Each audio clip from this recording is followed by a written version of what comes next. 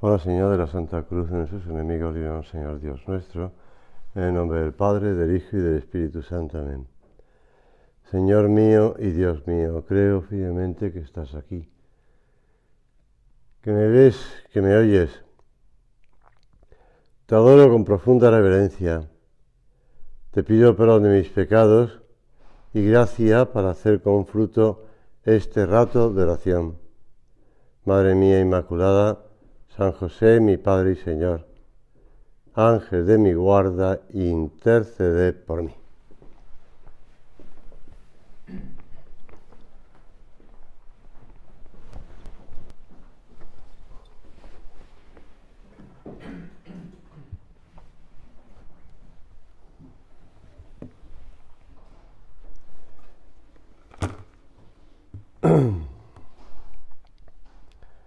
El 8 de septiembre la Iglesia celebra el nacimiento de la Santísima Virgen María. Y en el Evangelio de San Mateo dice: la generación de Jesucristo fue de esta manera. Su madre María estaba desposada con José, y antes de empezar a estar junto a ellos, se encontró encinta por obra del Espíritu Santo.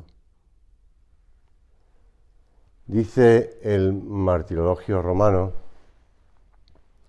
fiesta de la Natividad de la Bienaventurada Virgen María, de la estirpe de Abraham, nacida de la tribu de Judá y de la progenie del rey David, de la cual nació el Hijo de Dios, hecho hombre por obra del Espíritu Santo, para liberar a la humanidad de la antigua servidumbre del pecado.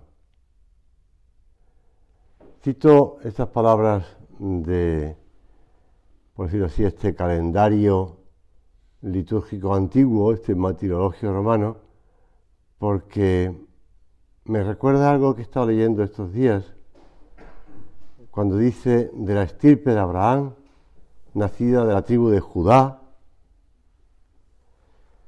Un libro que se titula Jesús y las raíces judías de María. Es un libro publicado por un norteamericano y por eso digo que estirpe de Abraham, de la tribu de Judá, y el título es Las raíces judías de María. ¿Y por qué este título y por qué esta argumentación en el libro este? Él cuenta que, siendo católico, pues conoció a una chica que era batista, creo que era. Y en el segundo año de la universidad decidimos casarnos. Elizabeth y yo habíamos fijado una cita con el nuevo pastor de su iglesia para hablarle de la posibilidad de celebrar la ceremonia allí, en el templo al que acudía su familia. Dimos por sentado que no habría inconveniente porque esa iglesia la había levantado el abuelo de Elizabeth. Pero cuando nos sentamos en su despacho, lo que se suponía que iba a ser un encuentro breve, se convirtió en un largo y acalorado interrogatorio de 2 horas en el que el pastor cuestionó mi fe católica. El pastor me había planteado las dudas para las que no tenía respuestas. Una de ellas en particular se me ha quedado grabada en la memoria: la acusación de que la veneración de los católicos por María, además de no ser bíblica, es idólatra. Y entonces este hombre se casó con la tal Elizabeth, pero empezó él a estudiar más, sobre todo cuando estaba al terminar la universidad. Ocurrió algo dramático que modificaría para siempre mi visión de la Virgen y que excavó los cimientos para la escritura de este libro. Empecé a descubrir las raíces judías de las creencias católicas acerca de María. Uno de los libros que cita es el de Scott Hahn. En primer lugar, me di cuenta de que esas creencias tenían unas raíces muy profundas en el cristianismo temprano. Es decir, que los primeros cristianos tenían muy claro las raíces judías y por tanto la veneración de la Virgen. En segundo lugar, fui comprendiendo poco a poco que esas antiguas doctrinas sobre María nacían directamente de lo que creían a su vez sobre Jesús. No era algo separado. En palabras del Nuevo Catecismo de la Iglesia, y a cita del Catecismo, lo que la fe católica cree acerca de María se funda en lo que cree acerca de Cristo. Pero lo que enseña sobre María ilumina a su vez la fe en Cristo. Y tercero y último, y lo más importante, descubrí que los primeros cristianos habían extraído esas creencias del Antiguo Testamento y no solo del Nuevo. En palabras de Joseph Ratzinger, el futuro Papa Benito XVI, la imagen de María en el Nuevo Testamento está tejida completamente con hilos del Antiguo. Por lo tanto, la celebración que hacemos del nacimiento de la Virgen nos recuerda que estamos hablando de una mujer judía y lo que celebra la Iglesia el día 8 de septiembre es el cumpleaños de nacimiento de una niña en una familia judía que ha sido elegida por Dios para ser su madre. Eso sí. Y por tanto, la madre de un judío. Y que no podíamos separar nada, porque es lógico. Esa niña judía nace en el Antiguo Testamento y además nace en la tradición de la historia de la salvación del Antiguo Testamento, así como el hijo que da a luz, con el que se inicia ya el Nuevo Testamento. Pero bueno, el misal romano escoge esta oración después de la comunión: que se alegre tu Iglesia, Señor, y se goce en el nacimiento de la Virgen María, que fue para el mundo esperanza y aurora de salvación. Esa aurora que precede al nacimiento del día, pues es para nosotros motivo de gran esperanza y alegría, porque ella es la aurora de salvación que precede al nacimiento del Salvador. Nos podemos preguntar cuántos años cumple hoy la Virgen, ¿no? Para ella el tiempo ya no pasa, ¿verdad? Porque ha alcanzado la plenitud de la edad, esa juventud eterna y plena que nace de la participación en la juventud de Dios. Eso que se reza en un salmo, ¿no? De la juventud de Dios, que según lo dice San Agustín, es más joven que todos. Recuerdo cuando vivía en México, en algunos oratorios, iglesias, pero oratorios grandes, encontré algo que no había visto hasta entonces, que era que encima de la puerta, por dentro del oratorio, por tanto lo que veías al salir, era una representación de la Trinidad. No muy grande, pero suficiente para estar encima de la puerta. Pero que me sorprendió. Es como si te dijeran, bueno, sales de la presencia de Dios uno y trino, que te acompañan. Me he acordado porque lo dice San Agustín, ¿no? Es decir, ese señor mayor, con barba blanca, con el pelo canoso, que representa a Dios Padre, pues dice San Agustín en una de sus homilías, es más joven que todos, precisamente por ser eterno e inmutable.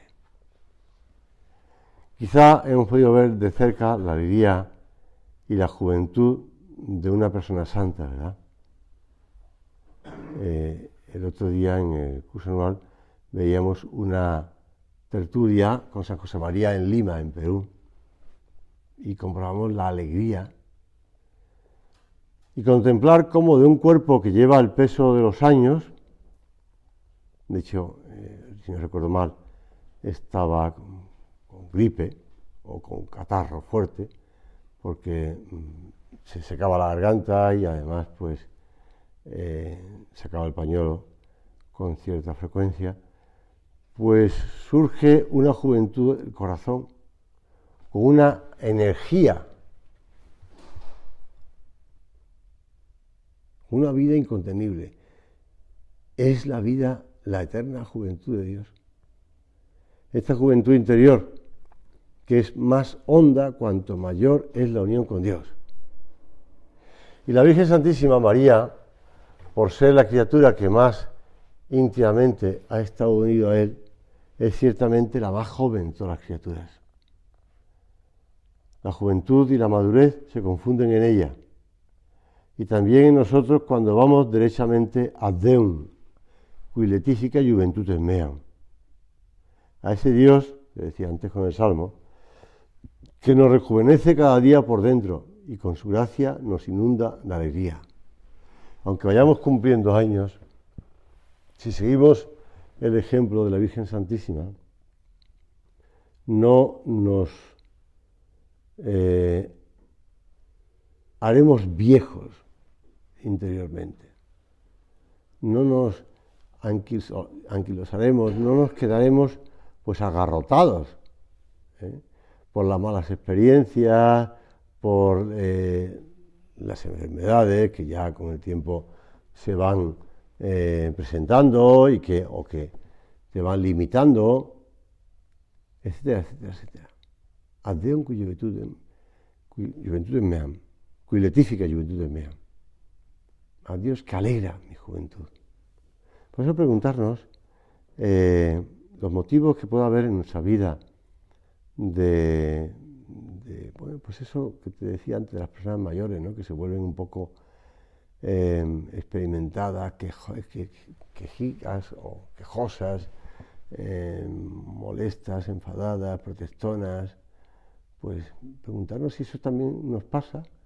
Pues a lo mejor estamos perdiendo la juventud, pero la juventud de Dios. Desde su adolescencia, la Virgen gozó de una madurez interior plena y proporcionada a su edad.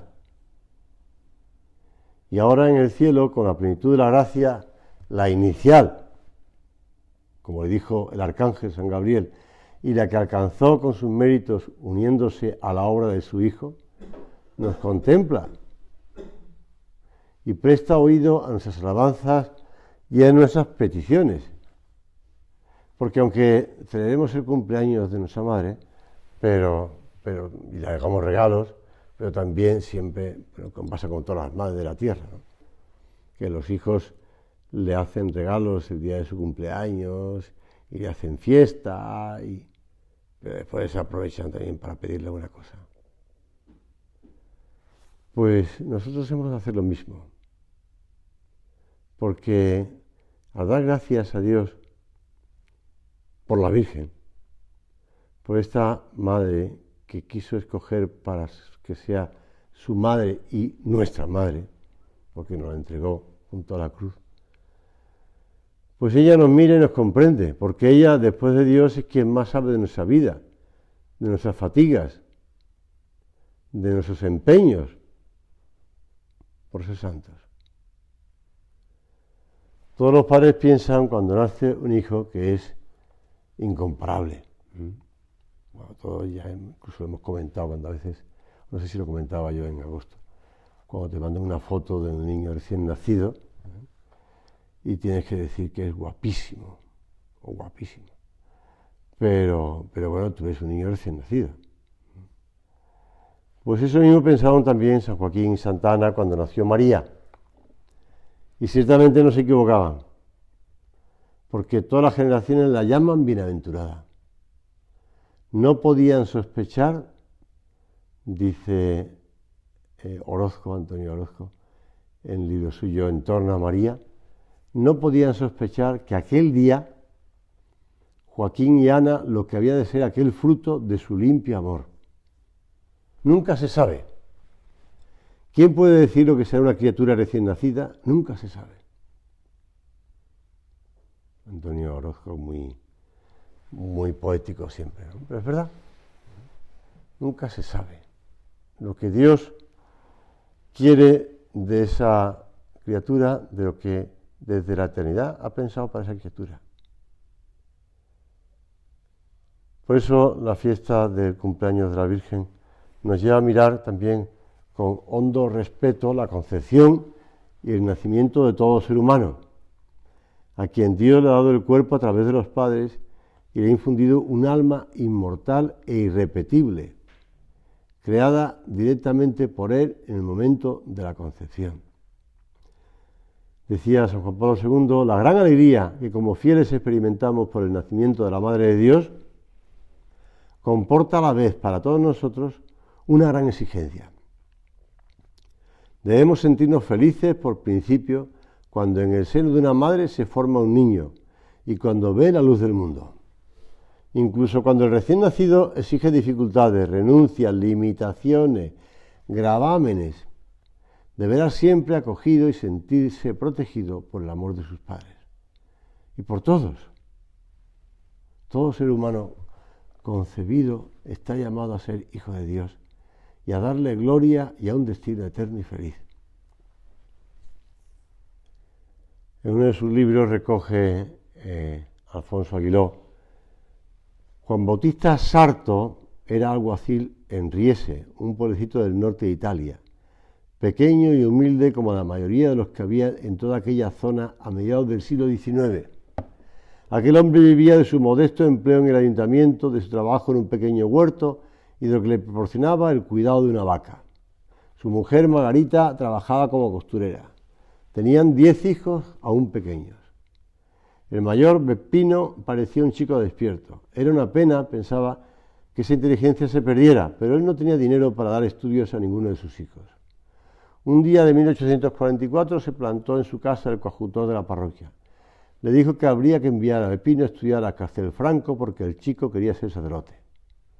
Su padre se angustió un poco. ¿Qué podía hacer él, un pobre alguacil de pueblo, sin más recursos que su huerto y su vaca, y con tantos hijos a la mesa? Él esperaba además que Beppino empezara a ayudarle pronto a sostener a la familia, pero también estaba dispuesto a hacer cualquier sacrificio para que su hijo pudiera ser sacerdote. No se le ocurrió mejor solución que redoblar su trabajo para costearlo, aunque de todas formas Beppino tendría que ir y volver a pie todos los días de Riese a Castelfranco. Dicho y hecho, su hijo salía de madrugada y volvía de noche. Estaba a 7 kilómetros, y Beppino venía con los pies magullados porque se quitaba las sandalias para no gastarlas por el camino. A su madre se le partía el corazón al verle llegar así, pero no había más remedio, y pasó el tiempo. El chico terminó brillantemente sus estudios y tenía que continuarlos, claro. Acudió al párroco. Todos querían sacar adelante la vocación de Beppino, pero ¿qué más podían hacer? Don Fito Fusirani tuvo una idea. Escribirían al arzobispo de Venecia, que era de Riese, del mismo pueblo que Beppino, y procedía también de una familia humilde como él, el patriarca de Venecia. Mamma mía. Aquellas palabras sonaban imponentes y casi inaccesibles en sus oídos. Pero lo escribió. ¿Qué hay, pensaba, que un padre no haga por un hijo que quiere ser sacerdote? Pasaron las semanas, cuando llegó la carta, no se atrevían a abrirla. Don Fito leyó: el cardenal de Venecia concedía una beca para que su hijo estudiara en Padua. Como sabes, este fue papa, y además papa santo, San Pío X. Pues, ¿quién se imagina que puede ser una criatura que van a hacer? La Virgen nos ayuda a defender al niño recién nacido y a defender a las familias que tienen esos hijos que Dios les da. Dios Padre, al contemplar a María recién nacida, sabiendo, no como Joaquín y Ana que no sabían, se alegró con una alegría infinita a ver a una criatura humana sin el pecado de origen, llena de gracia, purísima, destinada a ser la madre de su hijo para siempre. Aunque Dios concedió a Joaquín y a Ana una alegría muy particular, ¿qué habrían sentido si hubiesen sabido que iba a ser la madre de Dios?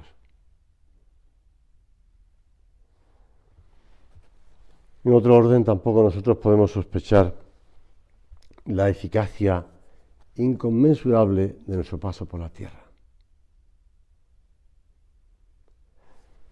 Si seguimos los pasos de Dios, si seguimos lo que el Señor nos va poniendo delante, si somos fieles a las gracias recibidas para llevar a cabo nuestra propia vocación, otorgada por Dios desde la eternidad. Ningún acontecimiento acompañó el nacimiento de María, y nada nos dicen de él los evangelios. Nació quizá en una ciudad de Galilea, probablemente en el mismo Nazaret, y aquel día nada se reveló a los hombres de aquel pueblecito. ¿Quién se imaginaba en aquel pueblecito cuando nació aquella niña lo que iba a ocurrir en ese mismo pueblo años después? Pues unos 40 y tantos años después. ¿Quién se imaginaba lo que iba a ocurrir?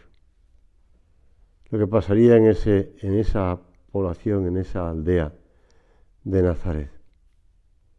El mundo seguía dándole importancia a otros acontecimientos que luego serían completamente borrados de la faz de la tierra sin dejar la menor huella. Cuando tú ves pues los restos arqueológicos del Imperio Romano, dices, bueno, pues sí, ¿qué pasaría aquí? Que hay estas piedras, no digamos ya si son anteriores a los romanos, si los fenicios están queriendo descubrir allá por mi tierra algunos restos arqueológicos fenicios, pues que van nada, y pasaron cosas que en ese momento a lo mejor eran muy importantes, porque habían construido un templo al dios Melcar, ¿no? El dios de los fenicios, en un lugar que después sería llamado Santipetri, no es que fuese es reconocido por los santos, ¿no? Y así tantas cosas. Con frecuencia lo importante para Dios pasa oculto a los ojos de los hombres que buscan algo extraordinario para sobrellevar su existencia. Solo en el cielo hubo fiesta, y una fiesta grande, como la que nosotros celebramos, una fiesta grande. La Virgen Santísima, esa niña que se llamaba María, ha nacido. Después, durante muchos años, la Virgen pasa inadvertida. Todo Israel esperaba a esa doncella anunciada en la Escritura, y no sabe que ya vive entre los hombres. Externamente apenas se diferencia de los demás. Tenía voluntad, quería, amaba con una intensidad difícil de comprender para nosotros, con un amor que en todo se ajustaba al amor de Dios. Tenía entendimiento al servicio de los misterios que poco a poco iba descubriendo. Comprendía la perfecta relación que había entre ellos, las profecías que hablaban del Redentor, ya lo manifestó en el Magnífica, y entendimiento para aprender cómo se hilaba o se cocinaba o se lavaba. Y tenía memoria y guardaba las cosas en su corazón. Esto lo dice el Evangelio. Y pasaba de unos recuerdos a otros y se valía de referencias concretas. Ella tampoco sabía lo que Dios quería de ella, pero ella se iba preparando con su inteligencia, con su voluntad, con la gracia. Poseía la Virgen una viva imaginación que le hizo tener una vida llena de iniciativas. Lo vimos, lo vemos en el Evangelio, lo narran. No tienen vino, se dan cuenta, no tienen vino. Y de sencillo ingenio en el modo de servir a los demás, de hacerle más llevadera la existencia, a veces penosa por la enfermedad, por la desgracia. Y Dios la contemplaba desde el cielo, lleno de amor, en esos menudos quehaceres de cada día, y se gozaba con un inmenso gozo en estas tareas sin apenas relieve. Como Dios te contempla y como Dios en tu vida normal nos enseña a obrar de tal modo que sepamos hacer de todos los días de cara a Dios, con rectitud de intención. Lo comentaban el otro día en el círculo, ¿verdad? He rectificado la intención. a servir a los demás, sin ruido, sin hacer valer constantemente los propios derechos o los privilegios que nosotros mismos nos hemos otorgado, a terminar bien el trabajo que tenemos entre manos. Si imitamos a nuestra Madre Santa María y se lo pedimos, aprenderemos a valorar lo pequeño de los días iguales, a dar sentido sobrenatural a cada uno de los actos. Lo que sea, desde corregir unos datos en un ordenador, pues hacer la cama, pues a buscar las referencias precisas para explicar una clase, a limpiar algo, bueno, estas pequeñas cosas que son lo ordinario, hechas por amor, y que, como dice San Juan Pablo II, María es el ejemplo acabado de esta entrega diaria que consiste en hacer de la propia vida una ofrenda al Señor. Como hemos empezado el día haciendo el ofrecimiento de obras.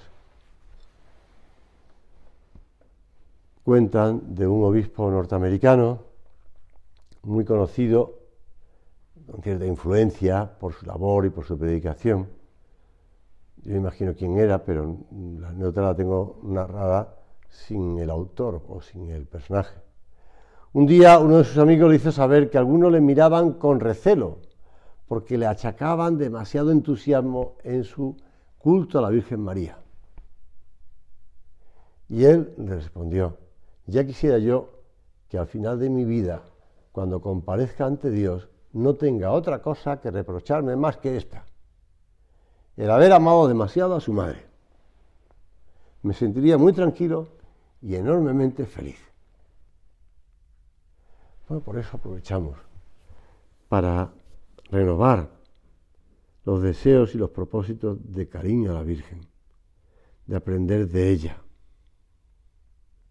de tener esos deseos de seguir sus pasos, imitándola, como un hijo aprende de su madre, y ayudado por su madre, claro está. El Día de la Natividad de la Virgen, en muchos pueblos y ciudades celebran fiestas. Leyendo el calendario litúrgico, pues pone ahí en tal sitio tal fiesta, en tal sitio tal fiesta. Pues, dice San Pedro Damián, si San Salomón con motivo de la dedicación del templo material celebró con todo el pueblo de Israel solemnemente un sacrificio tan copioso y magnífico, ¿cuál y cuánta no será la alegría del pueblo cristiano al celebrar el nacimiento de la Virgen María, en cuyo seno, como en un templo sacratísimo, descendió Dios en persona para recibir de ella la naturaleza humana y se dignó vivir visiblemente entre los hombres? Claro que es un día grande de fiesta, el cumpleaños de la Virgen. Que no dejemos de festejar a la Santísima Virgen con esas delicadezas propias de los buenos hijos. Que acudamos pues con pequeños detalles, porque tampoco nosotros, como los niños pequeños, que tampoco le pueden ofrecer a su madre grandes cosas, ¿no?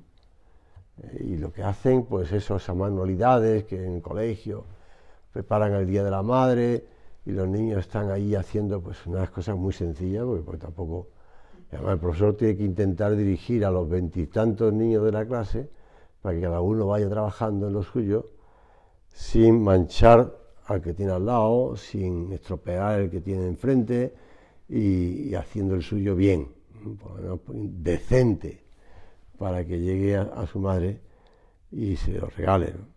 Bueno, pues también nosotros, ¿qué le vamos a regalar a la Virgen? Pues pequeñas cosas, hechas con todo el cariño del mundo, pero hechas por amor a la Virgen. Y pensemos en esas pequeñas cosas que le podemos regalar. Ya sabes cuáles son, habitualmente pues podemos ofrecer un pequeño sacrificio, le podemos ofrecer pues una oración con más atención, o le podemos ofrecer pues esa hora de trabajo bien realizada, por amor a Dios y por cariño a ella, esas pequeñas cosas. O aceptar esa contradicción, o aceptar, pues pedimos al Señor que nos ilumine, el Señor que nos dé ideas, como el profesor que va enseñando a los niños a preparar el regalo para su madre, pues que nos vaya ayudando a preparar un regalo para la Virgen.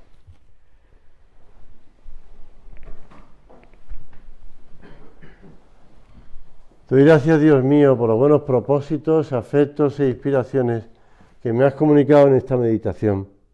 Te pido ayuda para ponerlos por obra. Madre mía Inmaculada, San José, mi Padre y Señor, Ángel de mi guarda, interceded por mí.